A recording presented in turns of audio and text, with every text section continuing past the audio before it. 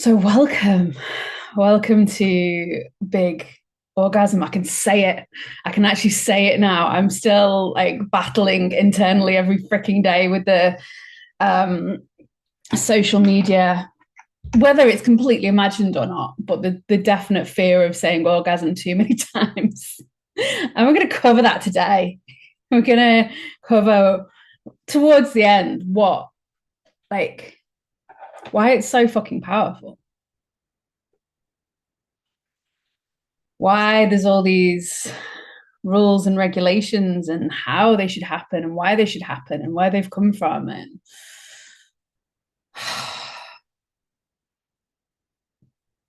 yeah, so just as everyone's dropping, if you're watching this on the catch up, I'm going to celebrate as well. Like, I was so many people signing up. I was like, oh, it was, what's the word? It was hot to receive. So today is actually first time in a while I've taught in public on this sort of topic. If you're in my programs, you'll know that we've been getting back into the good old sex geekery. And today is really like what I would say is like not even the starting point. This is like just 101 of what orgasms are. Now, when this kind of class dropped into my awareness, and I was laughing with, you guys know Rebecca Freeman, and I'm in her big Witch Energy program at the moment. I was chatting to her about it. It's like, you've done big Witch Energy. I want to do big orgasm. She's like, fucking do it. I was like, yes. And the first thing I did was just wrote in Google, as you normally do, what is an orgasm? What's out there? Because I have my, I'm on like year 8 of sex geeking now, and officially, and being obsessed with all things sex and orgasms my entire fucking life. And like the very like sex coachy world is so different now to when I started. Like, there's so many more people out there. And I was thinking maybe the information's got like really caught up with it. And it's still not actually there, even in the real and I'm so happy that sex coaching and sex education, all that type of stuff is really exploding. Some of it feels really off to me, and some of it feels really brilliant, and most of it's somewhere in between. And there's still this, topic of orgasms and how to have them, and which, all the different people out there arguing whether clitoral or internal, or which ones are better, which ones are going to give you that connection to God, which ones are going to be the most effective, what's normal for a woman to experience. And it's like all of these different conversations that are happening out there, and they'd all be answered with one if people just looked at what they actually were. So today, and the analogy that came through for me before was like, think of this like driving a car. There's millions of different cars out there. You can have a Ford Focus, you can have a Lamborghini, you can have a Porsche, you can have Corsas, the American versions, the Mustangs. That's the only one I can think of, right? Oh my God, this flickering. I have upgraded everything and it will not play ball with me.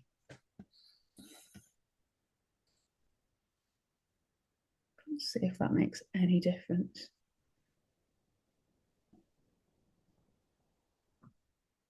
Bear with me, ladies. It's hot in here. It's the spiciness, I'm pretty sure. So the analogy that I came up with was this one of cars. Like, there's all of these different cars out there. There's all of these different ways to drive around. Much like there's many ways to experience orgasm and orgasmic energy in the world, there's a multitude of different versions, and everyone's going to have more access to some than others, and everyone's going to have their preferences, and other people are going to judge other people. It's exactly the same framework as this, but no one's out there teaching you how to fucking drive, what the steering wheel is, how we turn the ignition on. Let's face it, we're women. We're definitely clutch, not automatic.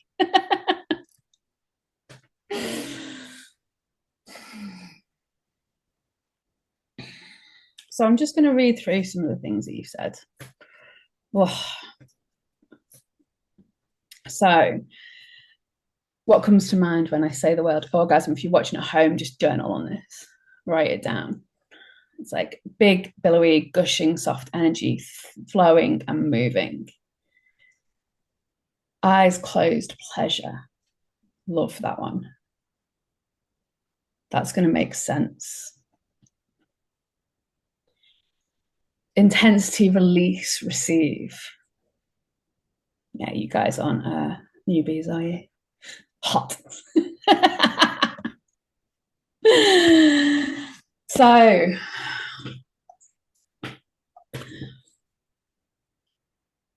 when I looked it up online, it was like all these different ways to have them. And there was a lot of talk about release and peak and, you know, climax and other words like this. Even some people talking about the difference between an orgasm and the climax, which kind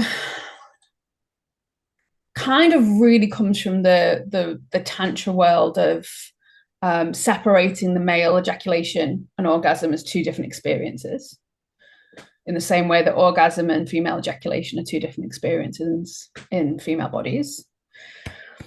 And as I said before, all of these instructions on how to do them, how to stimulate yourself, how to actually really get in there. But the crucial thing that I think you all got, especially those on the call today, have like an awareness of, at least, is that it's a release of something. It's a release of energy. It's a release, a peak experience of something. And that something is like sexual energy.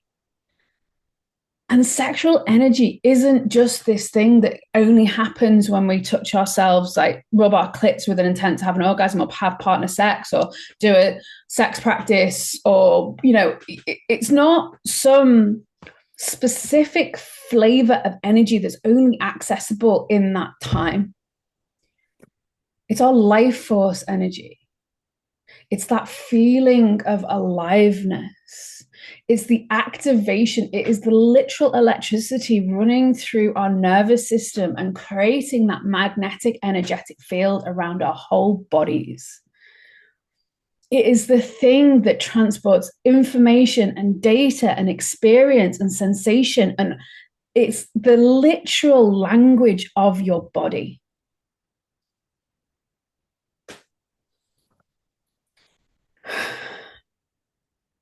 Now, I'm very, very purposely keep dialing this one in, because you know me. If you know me before, we can geek out and we can go really fucking deep on this stuff.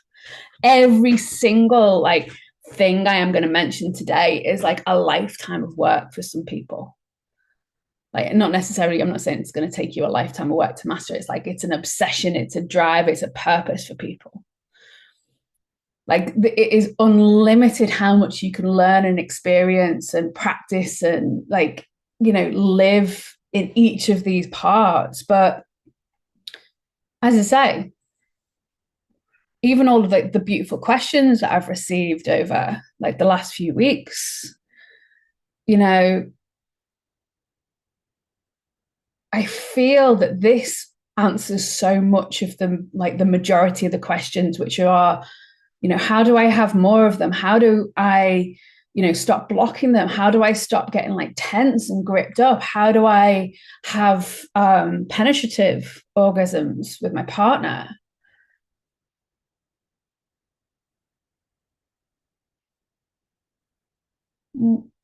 when we look at it through this kind of model that I'm going to introduce to you, it's fairly obvious. So, very briefly, the impact of our current sex education, Western sex education, I'm going to refer to that of the 90s in the northwest of UK because that was my experience. And I think people are kind of have similar sort of ranges in here. But for me, my sex education in my all girls Catholic convent school, just in case, actually, in case there's people that are new. Hi, I'm Caroline Darcy. Somatic sex educator, sex geek, obsessed with all this stuff. Want to read a bit about my story? Go check out my Instagram. We're going to get into the nitty gritty here. But hi, welcome.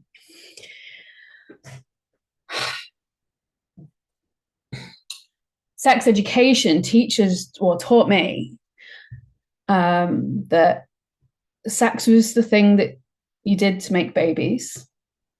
And the process was, and this was on the same day that my wonderful teacher, Mrs. Higginbottom, my biology teacher, fucking love her name, had drawn a beautiful cross-section of a penis and a cross-section of a womb. Obviously no like clitoral organs or anything like that, just the womb stuff. And we had a basic biology lesson.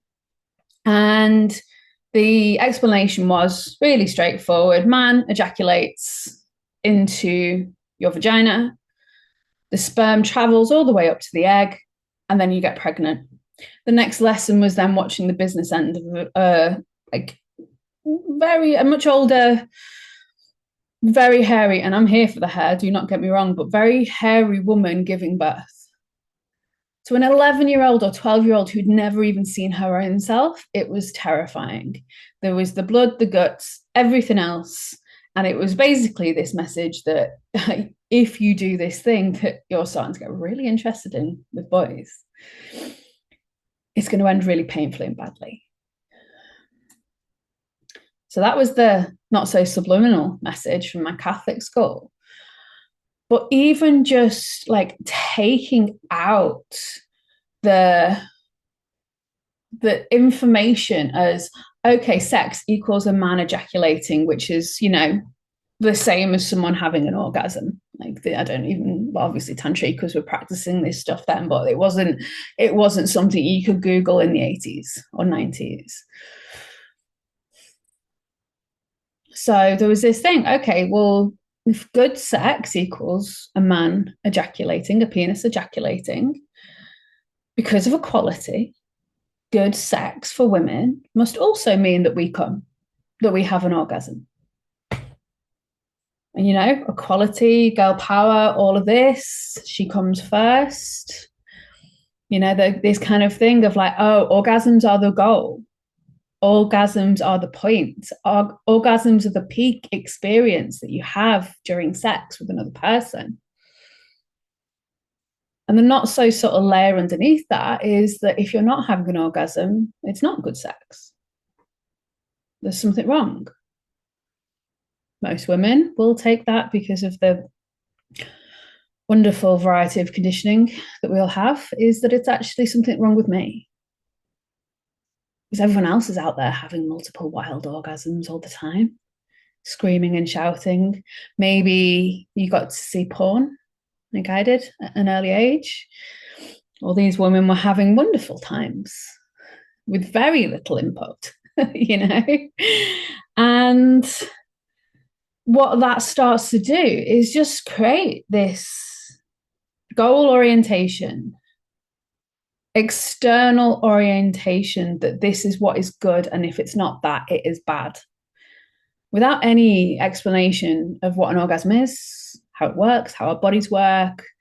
Fast forward 10, 20, 30, 40, 50, 60 years.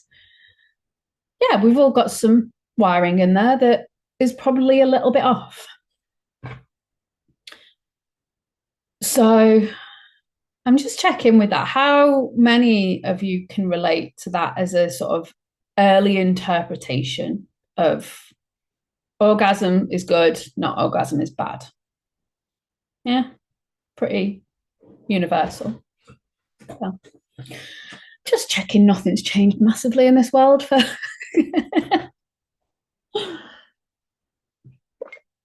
so I am going against all the rules of I'm joking here.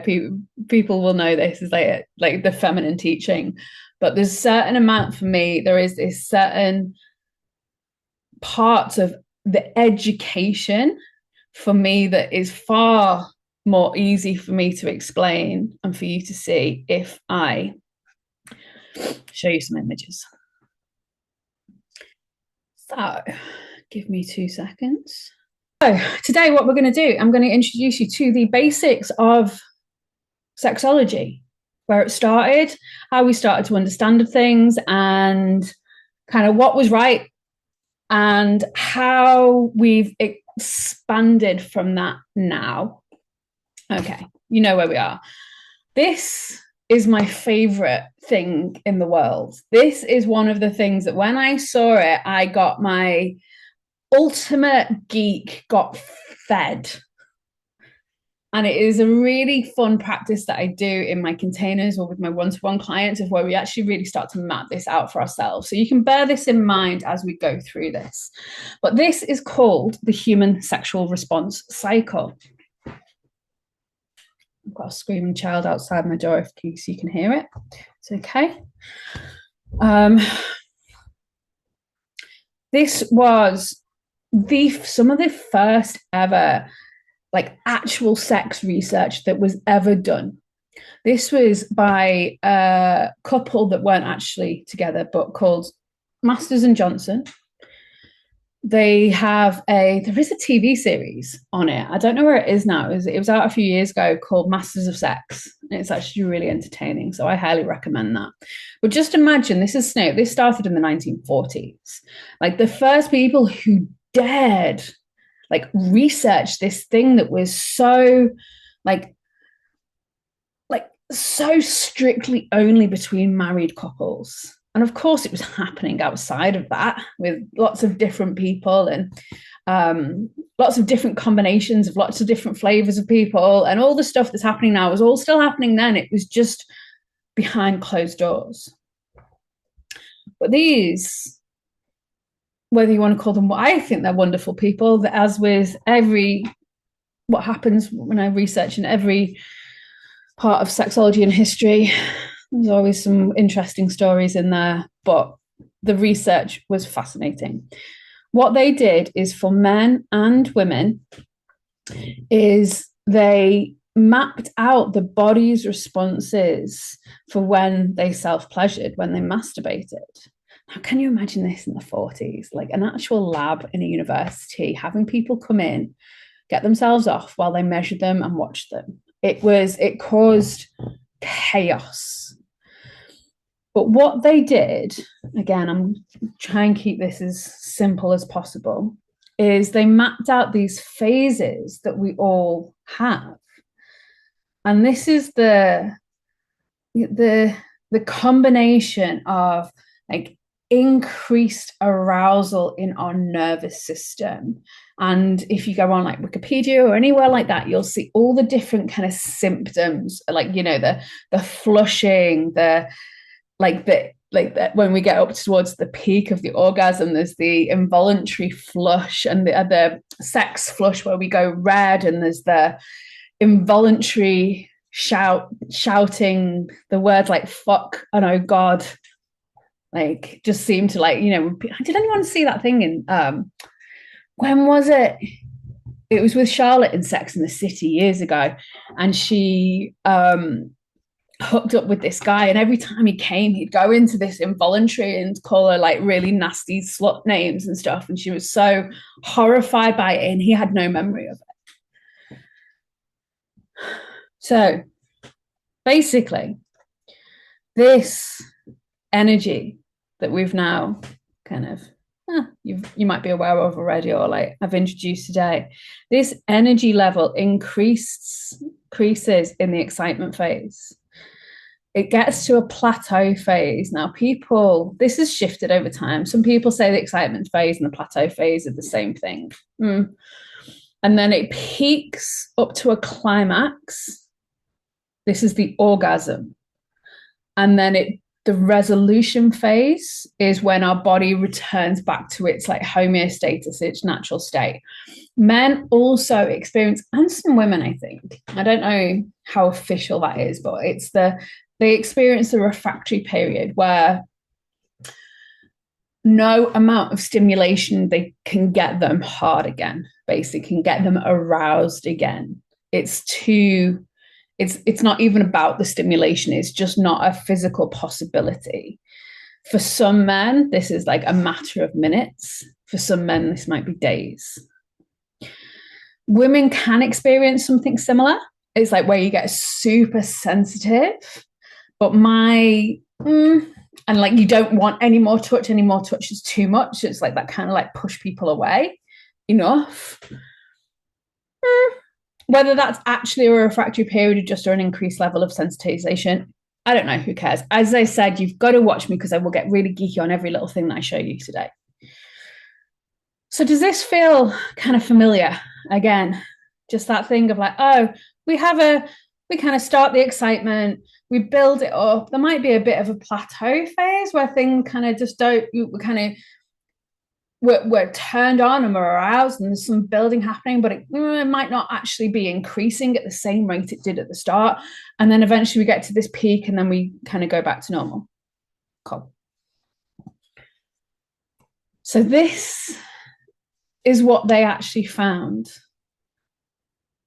when they studied women. Shock horror, lots of different variants. And I found this fascinating because still we can have this story that if we're not having an orgasm, like getting turned on, peaking and then coming back down, or having a few more and then coming back down, there is something wrong. What I absolutely loved about this, and like again with my clients, we actually map these out for ourselves, and I, do myself. What you can actually see here is like is that kind of standard arousal, and then this like kind of, we can have multiple orgasms. Kind of that's the idea. What I see the most of in women is either B or C. Is like there's kind of like an increase and then a drop off, and an increase and a drop off, and an increase and a drop off. And you might not get all the way over the top, or you might peak and then come back down, or then come back down and then bring yourself back up again. Or then there's that kind of really what people would describe as frustrating of like, I can't always get there, or it feels like it's dropping off in that B of like, it's like, oh, we hit the plateau phase and kind of just hang out there. Can anyone see like the kind of most commonly experienced orgasm in there? You can share it in the group. If not, don't worry. Exactly. And you'd like this one. Now, 2 bits of information I want to highlight in here. Number 1, average for women to reach this full state of like orgasmic pleasure, which requires a full physical arousal, which we're not even going to really cover today. We're not going to cover at all. But it's that state where she says not really covered, but that state where we have our tissue is fully engorged, that we've reached a level of wetness that is not just that initial slippy stage, but actually where it gets really thick and gooey, or even that like, or really slippery, or that stage where we're actually reaching ejaculation. The Taoists call that the 3 waters, the 3 stages of wetness for a woman. The time for this, for most of us, is going to be around 15 to 45 minutes.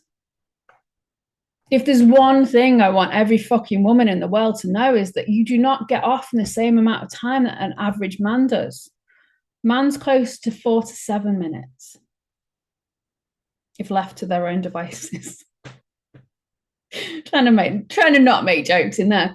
But can you start to see that when You're not given any information. We're not given any education. We're learning from our experiences. If we've only ever had experiences with men, we're going to look at what they're experiencing and expecting our bodies to do something similar. And while it's similar, it follows this like increase in energy and a peak and a coming back down. It's still very different. It's going to take a lot longer. And the key thing, which you can't really, well, I haven't actually highlighted in here, is everything under that line is a volume of energy in your system. So if you're going for as fast and quick as possible, you're going to have a straight line. I know you can't see my fingers that I'm pointing to here. You're going to have a straight line up and a straight line down. And the actual surface area or volume of energy in that is very little. And then when you understand that the orgasm is the release of that energy into your system, well, of course, if you've rushed it and you've not built it up and it's going to, like, there's not much there, it's going to feel a little bit meh. We affectionately call this I affectionately call this kind of like this sneeze orgasm. It's not unpleasant, not really satisfying either. So if I were to map out, and again, I'll invite you guys to do this in your own time.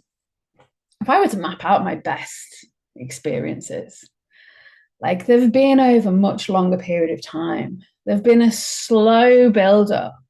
There's been multiple peaks. There's been this place where we kind of come back down, and even with myself, and I kind of come back down a little bit and relax and like feel, is there like, am I actually complete, or is there more there for me? And it's like it's a conversation with the energy on the day, and it looks different every day. But for the vast majority of women, the answer to 99% of the questions that I get is expanding the amount of energy that you are cultivating.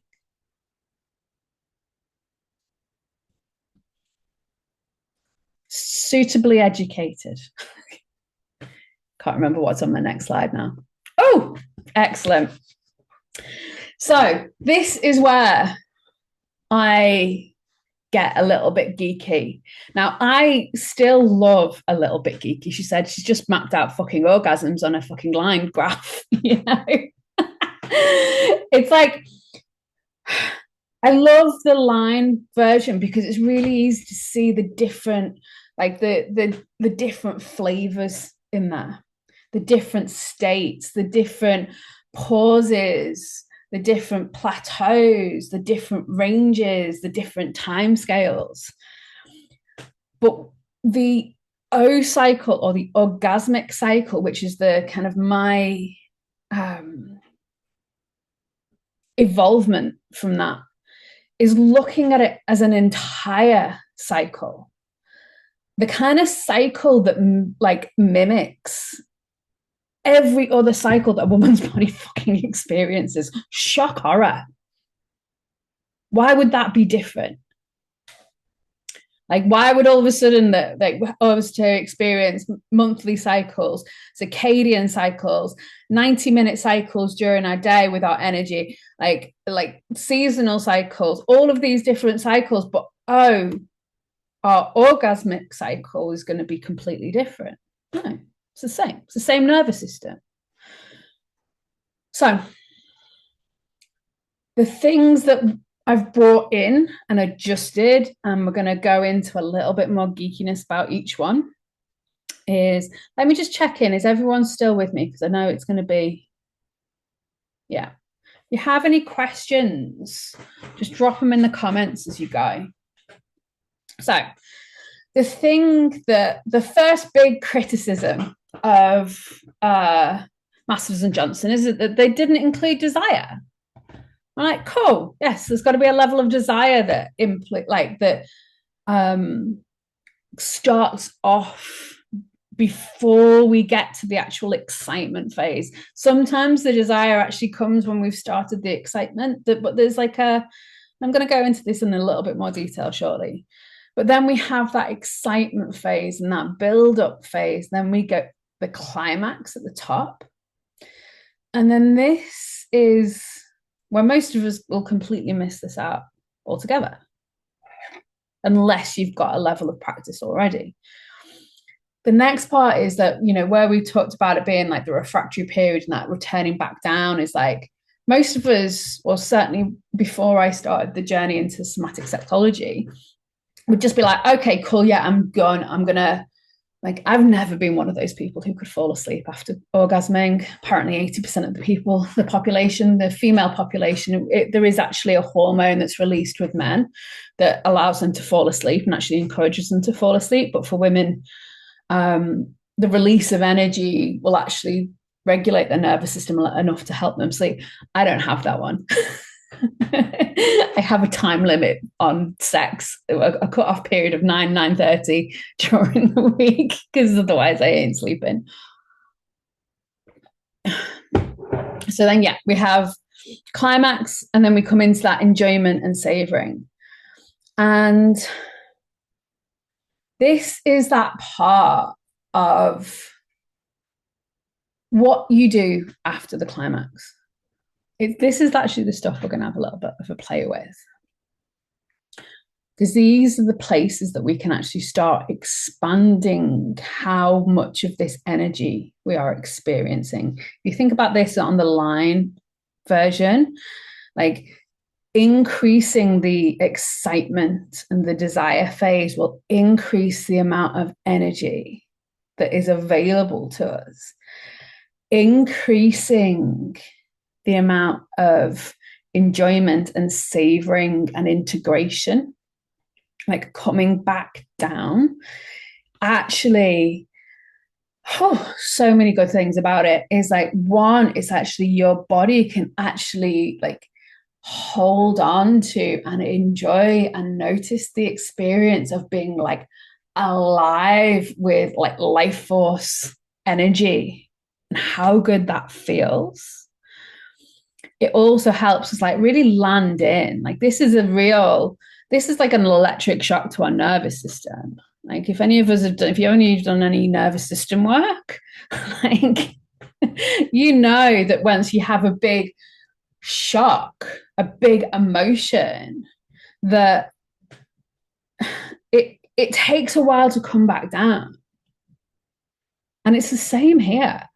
The only difference between the energy that we're moving through our system that takes us into trauma responses and the energy that like takes us into like excitement and climax and euphoric experience is our approval of the situation. Now, I'm not saying that you have to be in approval of fucking horrific situations, but it's just that flip switch of like, yes, I want this, and no, I don't. And again, this is another thing we can get really fucking geeky on.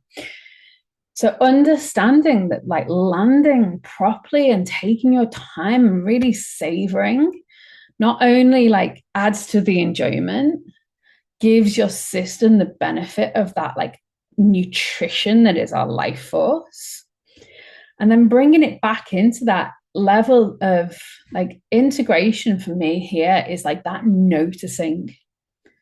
Like it's those conversations with a partner of like, you know, once your kind of system has come back down and you've landed in, and it's like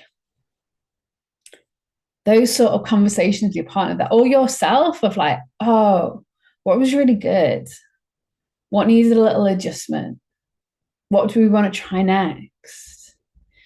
It also allows for, oh my God, like in the peak, if it's been an emotional experience, if we've hit rage, if we've hit like grief, like storyless emotion moves through our whole system because that wave of energy is clearing out any stuck emotion. Like emotion energy, sexual energy, same fucking thing. So that integration is just allowing yourself to learn, like digest it. Oh, that was really fucking good for me. Oh, I need this now. Oh, that was a deep one for me. I'm gonna have to go slow today. Fuck me, that was brilliant. Let's go. I'm gonna kill the rest of the day. It's whatever that experience, allowing you to move whatever that experience is. One of the key things about this being a cycle, and this is really about not just desire from the real deep spiritual, like desire being your connection to your feminine internal guidance system, like your relationship to God, like your relationship to source and your like internal yes. But it's also just a case of like your last experience completely determines your desire for the next experience. Like if you've just had a really shitty piece of cake, stale crap, like you ain't gonna want a piece of that stale, crappy cake again. You've had a really delicious, gooey, melt in the middle, like beautiful experience with a dessert. Like you ain't gonna want it again, right? Whew. So again, just checking in briefly. I'm just going to switch this to a slightly different view. Bear with me. How is everyone doing? Okay. Where are we? Cool.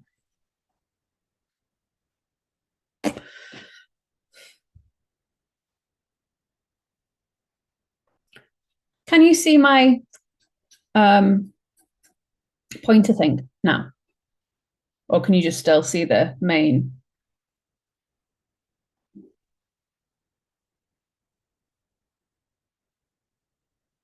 Perfect. I know it's not for the full screen, but it's just going to make things a little bit easier for me. So I'm just going to get a little bit more detailed on each of these sections. A little bit more. As much as I can. Because I actually want to make sure that I spend some time with you guys that are on here live. If you've not done a free event with me before, the way this works is like I'll transmit, I'll teach, I'll go through the topic, and then I will end this recording, and then we will jump into like a live coaching. I do not share the live coaching on the replays because I know what we're talking about and it feels very intimate. And I think the people that show up get to have that time as well. So those of you watching the replay, make sure you come to the live one next time if you can. So next part, desire, little breakdown. I'm going to keep this again locked into more of the pure sexual desire. Like I know that a lot of us are students of desire as the spiritual practice as well. But literally talking about the desire for like an orgasm, sexual play with yourself, like the libido that everyone gets obsessed about with their partners, you know, the one that dies off after a few months in a normal relationship, all that bullshit. It's not bullshit. It happens. But again, it happens because we don't understand how the energy moves through our body. There's two different types, which are a game changer for most women when we just look again at purely from the sexological, the somatic sex education perspective.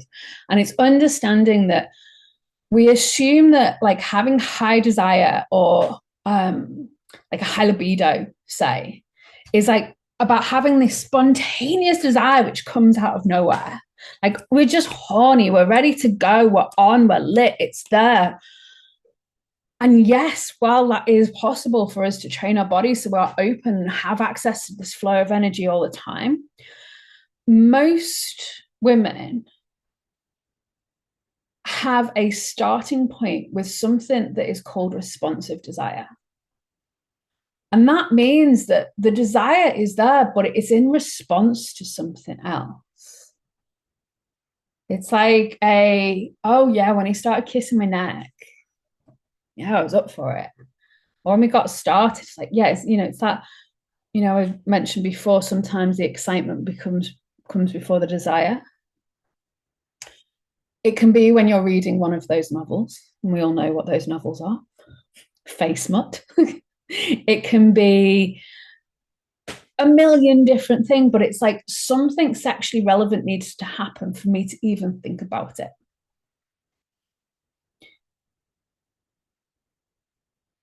Again, just checking in with yourself if you feel comfortable sharing in the group, like which one feels more like it's not like we're all one or more all the other. It's just that we'll have our own set point. When I was single, I was more spontaneous desire. Now I'm kind of something that's a little bit different. But when I had a lot of I was going through a lot of medical stuff a couple of years ago with my womb, like ovaries and stuff, and I was in a lot of pain most of the time. It was like there wasn't anything there, and there wasn't any spontaneous desire there. And it was very clunky and awkward for a while because things didn't move in the same way that they used to. And my ego hated the fact that I was a fucking sex coach and I didn't have a super high libido as much as it was everything that I taught in the world. It was like, I would still find my body responding to that certain kind of attention, that certain kind of touch, to his desire for me. And when we actually look at the research that has been done, and I laugh and joke because some of the research is a little bit like the interpretation of the research is a bit off to me sometimes, but this one again was all about giving full permission for how women's bodies generally work. Is that the stats are something like 75% of men experience spontaneous desire more often than responsive. For women, it's the exact opposite. 75% of women experience responsive desire more often than spontaneous. Now, if you think of like those very cliched arguments about, oh, he's always trying it on, or he's not in, like, I'm not in the mood, and there's that, like, it can create so many like awkward, crunchy conversations with people. Or my favorite explanation with this was like years ago, and I was at this charity do back in Chester, and I was chatting to this woman. She's like, "Oh wow, you're a sex coach." Chatting. She's like, "Oh, what do you say for lesbian bed death?" I was like, "What?" And she was like, How are you a sex coach and never heard of lesbian bed death?"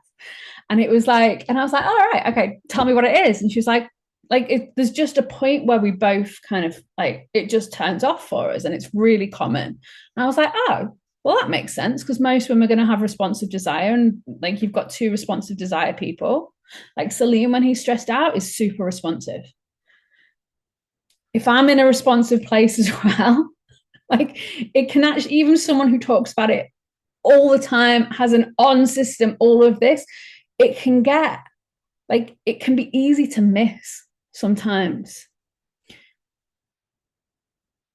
So what we look for, and what I'm introducing to people, is this intentional desire. It's like the desire that you intentionally open to yourself, you create yourself, that you activate in your body first. And the key thing here is finding your internal embodied yes. Like, again, there's so much I can go into each of these spots, but if you aren't, like, this isn't consent as in like the really fucking dry conversations you hear on like the very woke places of like, can I do this? Can I do that? Can I do this? It's a different thing. It's like, is my body open to this now? Because again, as I mentioned before, the difference between your system opening up and actually this being a pleasurable, enjoyable ride of arousal and activation of your nervous system versus like something that you're actually a no to, which causes your system to close down and get tighter and tighter and tighter. More likely to activate trauma responses, freezes, you know, big one for me in the past, is finding that like that internal yes, that internal approval of like, yes, I'm here for connection. I am here to explore this. Like, if there is desire and arousal available to me now, I am a yes to this practice. I am a yes to exploring my body. It is a complete, like, creates a complete shift. You might even know this if you've done like a sex practice, an orgasm practice, and you're doing it because you should, because you need to be doing a practice today. And it's like, you might find that it's been really hard to get into, and it's because that your body is actually a no to it. You're actually overriding something in there, which then cuts off your ability to actually generate pleasure, go on the ride, blah, blah, blah, blah, blah. Cool. I'll come back to that comment as well. Nice. Next, excitement. Most of us think of excitement as stimulation. Like, this is that whole realm of, are you having a clitoral orgasm? Are you having an internal orgasm? Are you having a G-spot orgasm, a blended orgasm? Are you having a throat orgasm, an energetic orgasm? Like, all of these, I think there's like 20 different types was the last count I found of all these different ways. And I'm actually like, well, yeah, like, yes, stimulating different parts of our bodies in different ways is going to create a different flavor. Absolutely. Different nerve pathways access and are connected to different parts of our bodies. For example, our cervix is connected to our hearts. So we can have very different experiences. But at the end of the day, it really doesn't fucking matter. It is all just stimulation that you are in approval of that feels really good. It's the upregulation of your nervous system. Now, a couple of key points for people here. One of the questions that we got through was like, I've got written some of these down because they were fucking brilliant. One of the questions was like, she currently uses orgasms to check out or clear energy, versus like knowing that there's this, like, she can feel there's a depth of potential, which sounds just beautiful, like, and like a nourishment and a feeding of her own system. And this is all about which direction is your attention going. Your attention is what points your energy flow. Anyone, like, that's fucking Tony Robbins shit. Like, what's the tension goes, energy flows. Same between your legs, ladies. Exactly the same between your legs. It is that place of, are you generating energy that is externally orientated? Is that looking, it might be looking at porn, it might be like an external fan, like external is still fantasy, like it's something to do with the mind. I would still class as external, even though it's technically internal to your body. It's like anything that is bringing your attention away from the sensations in your body is going to direct that energy outwards. So it's the same with partner stuff. It's like, another way of looking at this, and like you can pick the language which feels best to you here, but it's like, it's the difference between giving and receiving. The giver is the one that is externally focused. The receiver is the one internally focused on their own experience. You might call it masculine and feminine. The masculine is the outwardly focused doer. The feminine is the internally orientated part of us all. think it's got nothing to do with what flavor bits you've got, but like that okay. It has got something to do with it. You're more likely to be more feminine orientated if you have a pussy, generally. But we've all got both. And it's like the balance of both, which is the crucial bit. Anyway, or the other way of looking at that is like the dom and sub, if you're more into the kinky flavors of stuff, is like a really like most people don't understand the role of the dominant isn't just like taking whatever the fuck they want and using this person, and this submissive is just like drained of all life force energy and is just this subservient fool, unless that's the kind of role play you've agreed to, which is kind of hot. But there's a dynamic in there which actually creates a flow of energy, and the dominant pose is one of attention outwards. You are the doer, you are the creator of the experience, you are a holder of the scene, of the play space. You're responsible for setting things up and holding and making sure everything for the submissive, that even though you're probably doing violent, incredible things to them that they're really enjoying and hating at the same time, is that you are actually creating the experience within them. And the role of the submissive is that, like, yes, following instructions, but it's really like, if you've ever experienced subspace, it's like this complete internal orientation to whatever is going on in your body, and everything else is fucking blank. It's beautiful. So that's kind of the more, like, I want to say extreme version of it, but that's the whole thing here of, even when it's an not even a pleasure practice, a practice of some sort, a pleasure practice, a self-touch session, a mapping session, partner interaction, like, even if you're not in like playing in particular, like there isn't a particular dominant role that you're playing with, say you're going on top hell for leather and you're the woman and enjoying it, it's like that direction of attention tends to switch. If you're giving a guy head, you're in the dominant role, you're in the giver role, they're in the like pay internal attention to their sensation role. Told Salimi was a subby bitch when he got a blowjob once. We had a laugh about it. Anyway,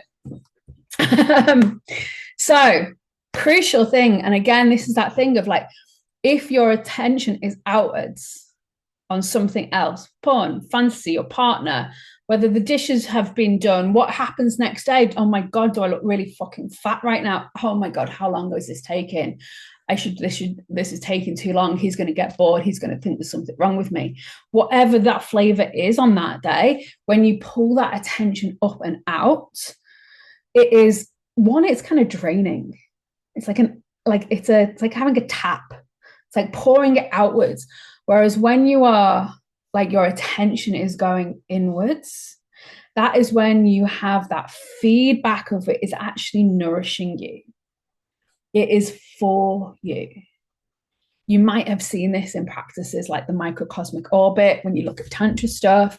If you're a Mary Magdalene geek, the like Magdalene manuscripts talk about this direction of attention, like noticing it, like your orgasm coming up and down and through you.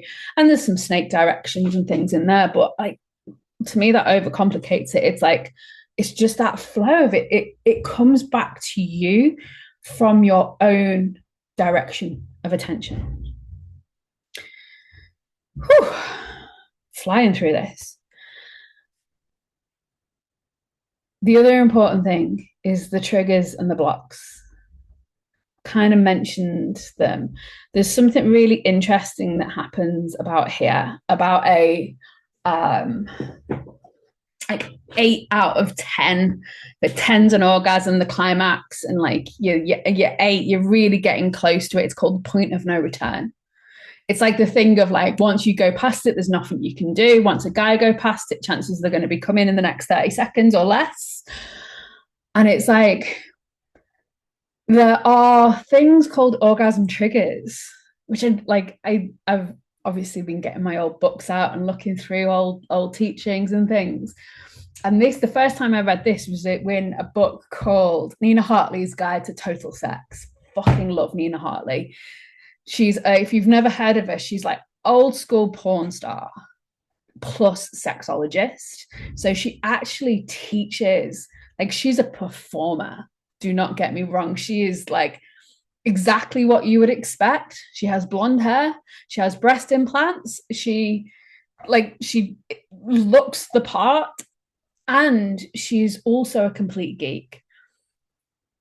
Other weird fact is, in some lights she looks a bit like my mum, which is really disturbing sometimes. And I have shown my mum and she's like, yeah, fair enough, I can take that. But there's this thing where she really talks about understanding your own cycle, like understanding what yours looks like all the way around. The part that I found so fascinating all those years ago when I first read this book is that we'll have this trigger. And it's that point that, like, something happens that kind of pushes us over the edge. Now, that might be like a flicker of a fantasy. It might be a well-timed good girl. You're mine. I love you. Whatever it is, it might be just like looking at your partner. It might be looking at yourself. It literally could be as weird and as wonderful as thinking of a lamp, if you have a lamp fetish. It is a thing that happens that will just kind of give you that little oomph to send you over the edge. I find it fascinating. We'll all have them. A well-timed good girl for me was the one. And then the other is available as well. Like, we have blocks. I mean, again, we can go so much more into this. Everyone is going to have very particular flavors of things that really accelerate and dial up their arousal, and things that actually dial them down as well. Now, this is what we call like a block. So the things that actually block are things like, that point where you catch yourself in the mirror and you've got roles that you didn't think were there. It's that thoughts that we mentioned before of, am I taking too long? Is the dishes happening? Is there something? Just your mind kicks off. Now,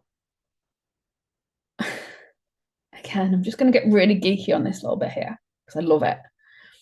Your mind kicks off often when we get to points of high sensation, because we have this conditioning that high sensation means bad. For most of us, we'll have been taught that, having high sensation in your body is actually anxiety.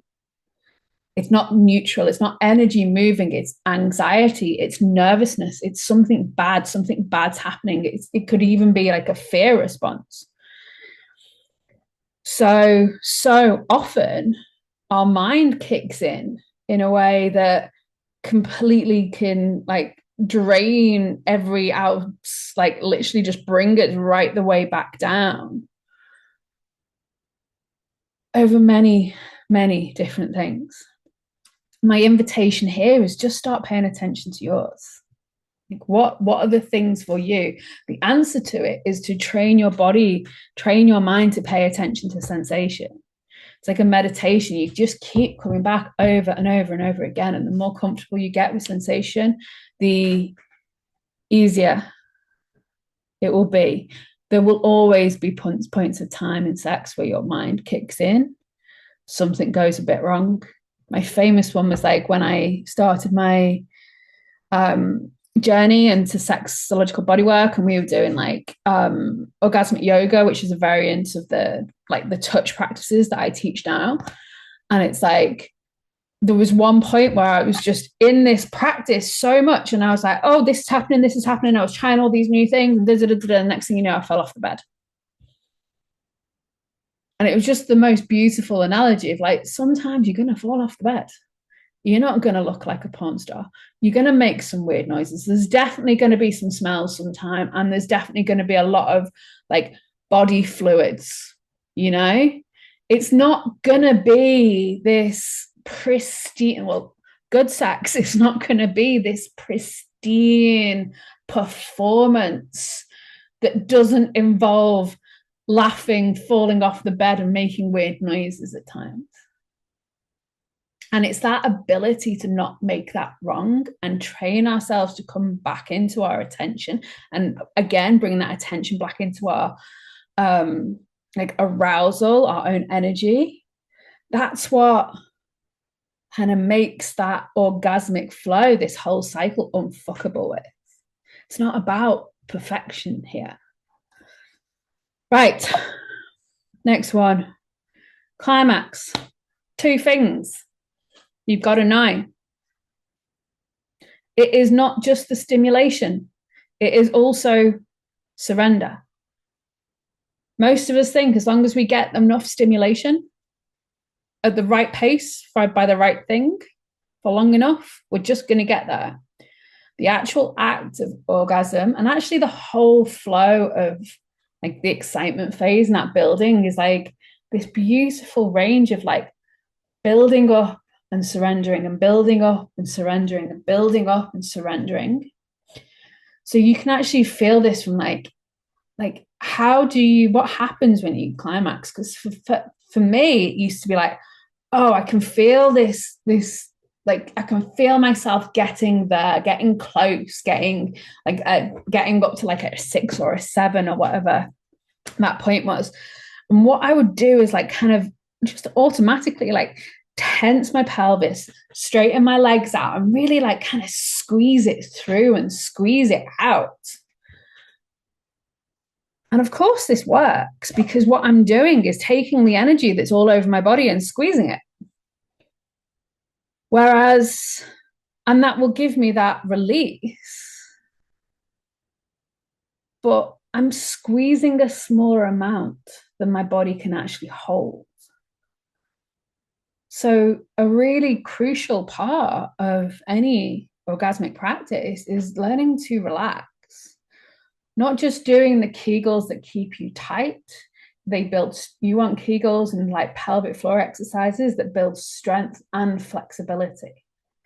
You want the ability to open and soften and have a flexible pelvic bowl that allows that surrender, because that surrender is what actually allows the release. We've talked about inward and external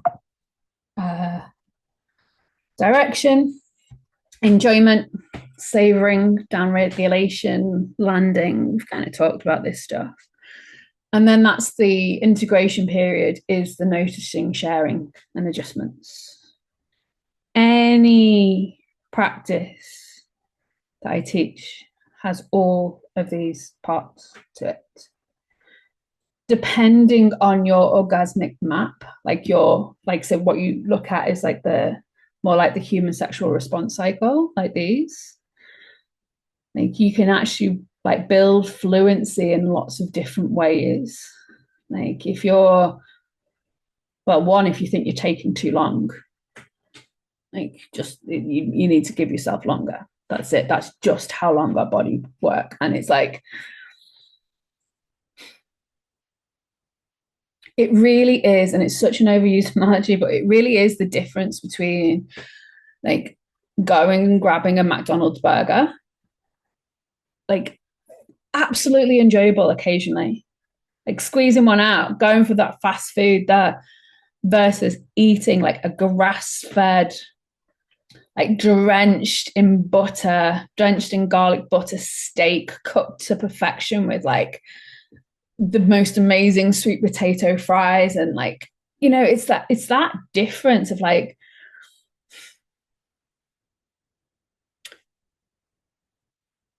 a lot of the sexology stuff that's out there can be very like it like very polar opposites. Like one side is like, do not shame any type of orgasm, do not shame vibrators, do not shame anything like this, do not shame this. And it's like, well, it's not shameful unless you've got a shame trigger and a shame kink in there, which most of us have, grown up in the Western world.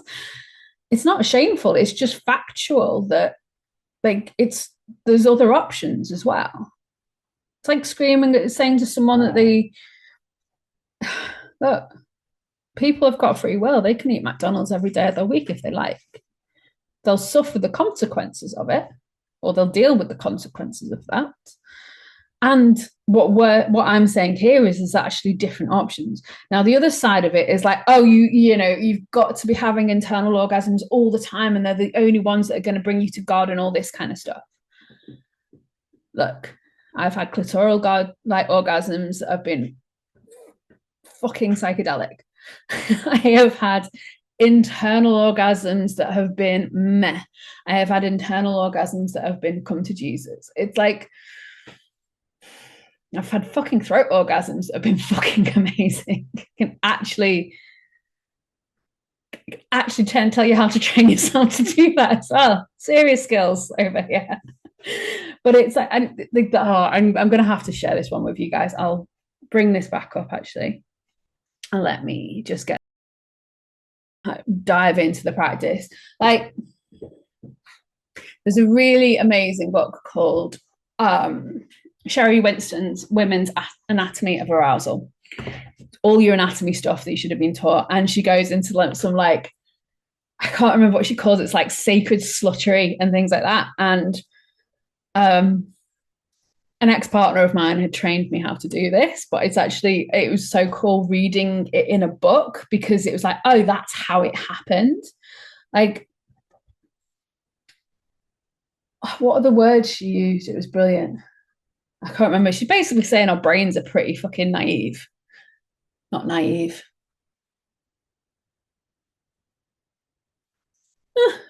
Whatever. Our brains are a bit stupid. It's like our brains don't necessarily know like that they should only orgasm from like touching our clit.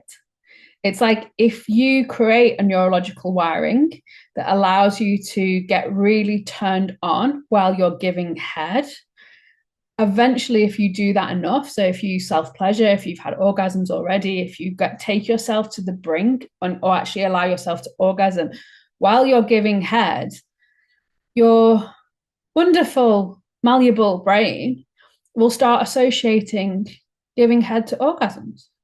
It's fucking brilliant. But anyway, that's the whole other level of sluttery, shall we say. So how did that land for people? Because we're going to go into an immediate practice of how we can start playing with this. Did you all bring chocolate with you?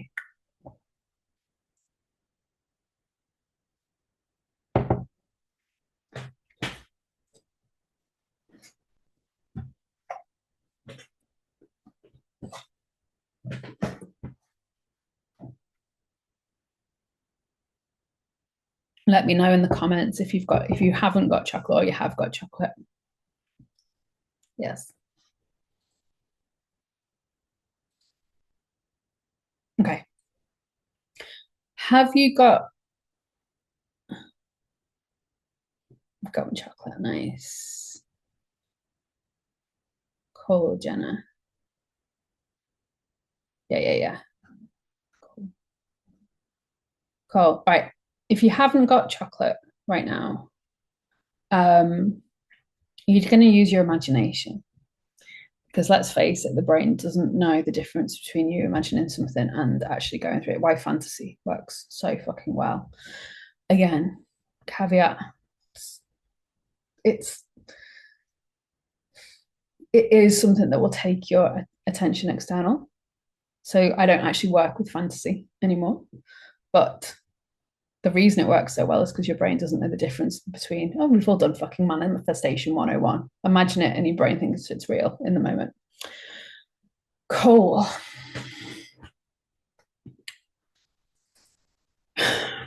So what I want to do in a really quick practice, we're going to go for probably about like 10 minutes with the practice, and then I'm going to open up. I'll stop recording and then I'll open up the questions. I'm just going to press my camo thing one more time. It seems to I think what happens for anyone who is interested, and I know most of you aren't, is I think when there's either a break in connection, it kind of resets itself and struggles a little bit. Anyway, it's been very well behaved, so I'm thanking you. I'm very grateful. So what we're going to do today is really look how simple it is to start to expand this orgasmic range. So what I mean by orgasmic range is one, the ways we can increase arousal. And by arousal, I mean sexual energy in our body that we're able to stay present to. It's everything that's underneath the human sexual response cycle wave, the orgasmic patterns.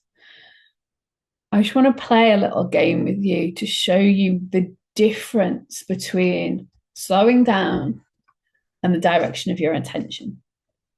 So, first of all, if you've got chocolate, break it into 2 pieces or get 2 pieces. And the first thing I want you to do is just eat a piece of chocolate.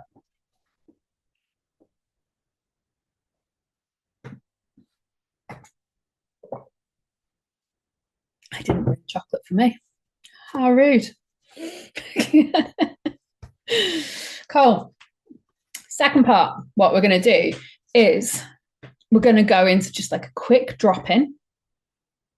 If you do like deeper work with me, the first thing we will, 90% of the time, the first thing we'll do to drop in is like a guided meditation, which is a form of a body scan. So you might have done this in yoga, like meditations before, where you're just bringing your attention to different points on your body. The way I teach it is slightly different, is that we're not just bringing your awareness to the different points on your body. You're bringing your awareness to the sensation in, that is there in that point in the body. For example, like tips of your fingers. And like if I feel into the tips of my fingers now, it's like, okay, so they're a little bit cold and there's some tingling there. It's like a neutral observation of what sensation is present.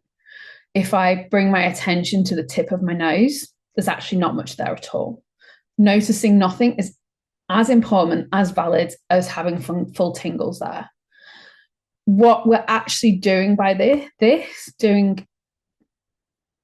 with this is laying down neural pathways to sensation, to notice sensation, to pay attention to sensation. I do this over and over and over and over again. You know, there's some people here that have worked with me for years and they must have done this practice 1,000 times. Because you can never be fluent enough in sensation, because that is the language that your body speaks to you in. It is the language of your intuition. It is the language of your life force. It is the language of your orgasm. Always more. And then I'm just going to guide you through eating some more chocolate. Everyone good with that? Excellent. So just closing down your eyes, taking some breaths. Feeling into like how well supported you are by your chair, your bed, the earth. Get a sense of weight in your body.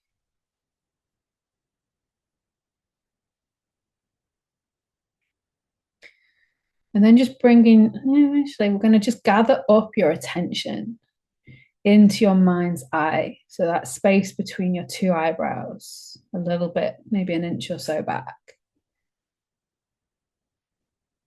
And point that attention up to the top of your head, your crown.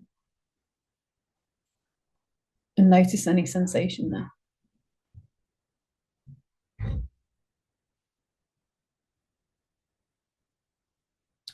Notice any sensation in your right shoulder. the right elbow, the tips of your right hand,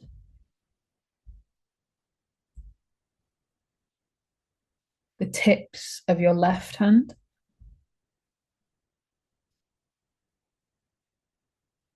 your elbow, left elbow, your left shoulder.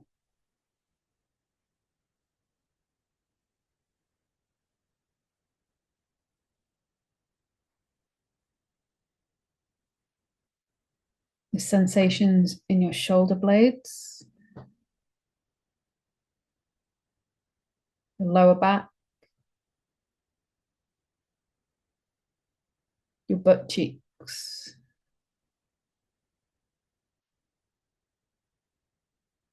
your right knee, tips of your right toes,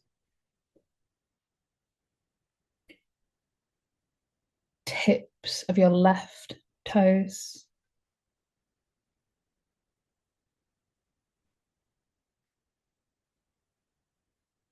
left knee, left hip, and your pussy.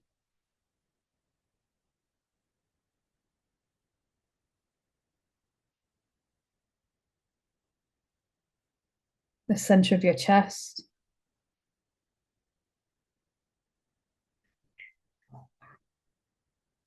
thin line of contact between your two lips,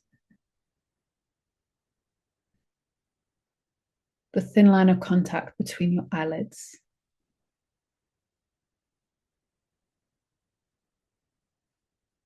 And getting a sense, like, and zoom out slightly and get a sense of your whole body connected as one.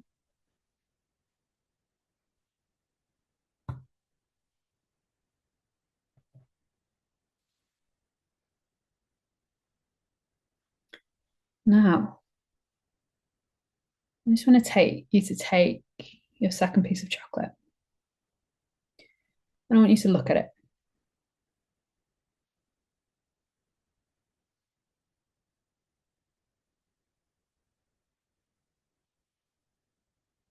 Just really notice the color, the texture. You got any like nuts or raisins in there? You notice any judgments? Is it too much? Nowhere near enough?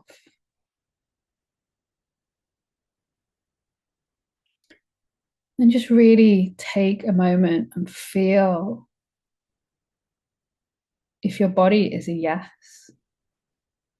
Does she want this chocolate?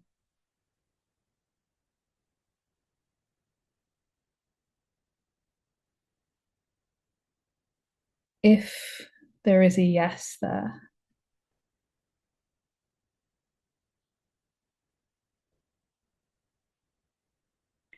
I invite you to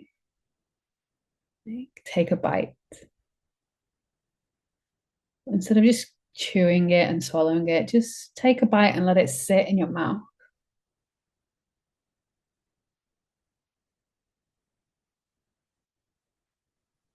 You notice the temperature.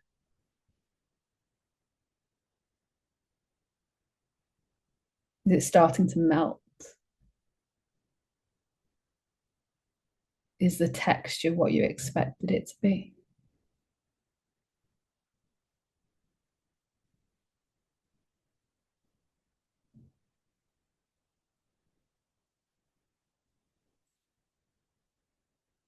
And when it feels ready, you can swallow.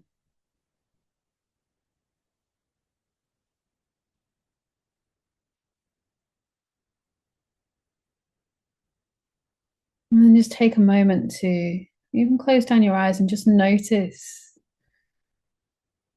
the experience of eating the chocolate. Was it really enjoyable, kind of sensual? Was it not as enjoyable? Do you want to do something differently next time?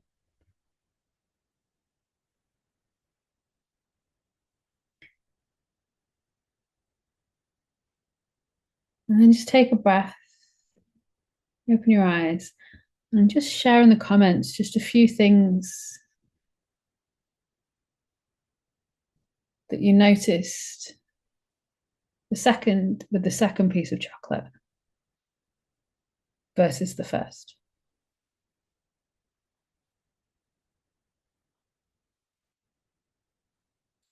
What was different about the experiences?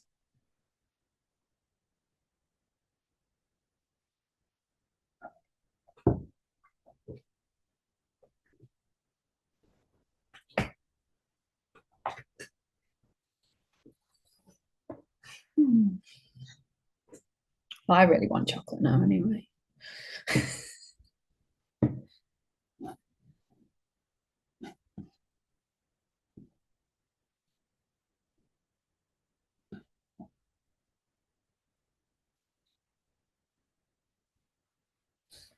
Yeah, so we've got present, delicious, melty, more subtle and alive since I was paying attention or focus, paying more attention or focus. Useful.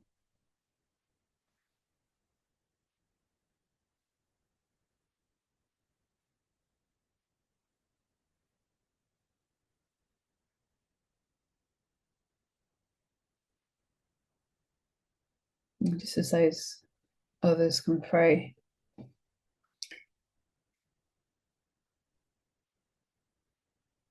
Yeah.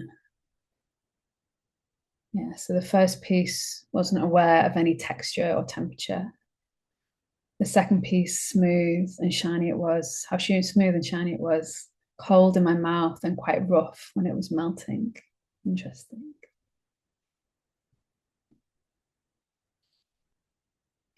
The next question to ask yourself is both Jenna, you need some better chocolate. Come on.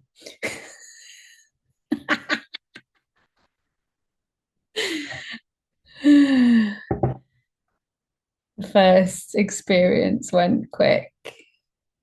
Oh my God. So many.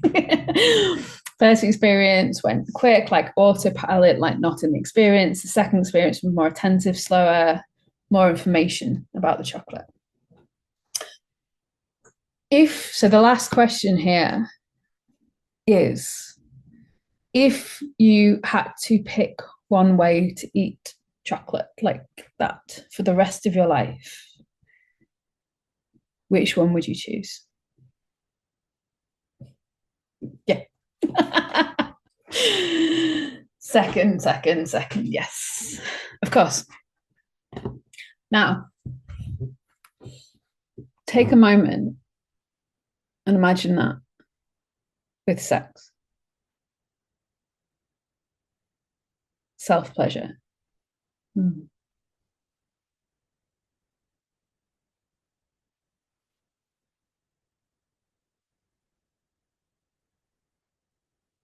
Take a moment and think about that with life.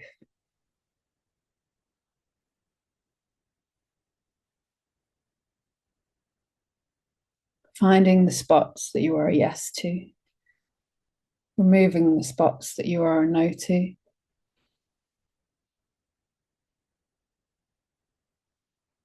This is, when I talk about,